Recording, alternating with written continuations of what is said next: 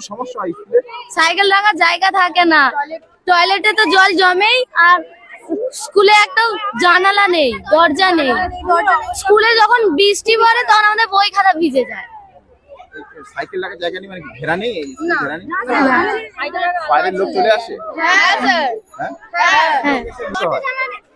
কি সমস্যা? নানা রকম উল্টো পাল্টা কথা বলে। কি বলবো কি বলুন, সমস্যা হয়? স্কুলে কোনো আলাদা কোনো মানে ফ্যাসিলিটি নেই, মানে একটা ঘরে জানালা দরজা থাকার মিনিমাম একটা প্রয়োজন। জানালা নেই, দরজা নেই, বৃষ্টি হলে ছেলে মেয়েদের বইপত্র ভিজে যায়, সাইকেল রাখার কোনো জায়গা নেই, রোদে জলে সব সময় সাইকেল পড়ে থাকে।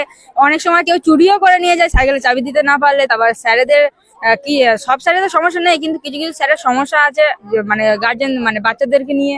তাছাড়া মেয়েদের বাথরুম নিয়েও আমাদের প্রবলেম আছে, যে কারণে অনেকবার জানানো হয়, কিন্তু নির্দিষ্ট কোনো জায়গা নেই, কোনো স্টেপ নেওয়া হয়নি। কলেরও সমস্যা ছিল, এই ইদানিং করে একটু কলের সমস্যাটা কমেছে, কিন্তু খাওয়ার জল খুবই খারাপ। না, হ্যাঁ, জলটা ভালো না, জলটা খাওয়া যায় না, গন্ধ, একদমই খাওয়া যায় না। যে জল পড়ে সে জল বন্ধ। গন্ধ, জলটা গন্ধ, খাওয়া যায় না। কি চাইছো তোমরা?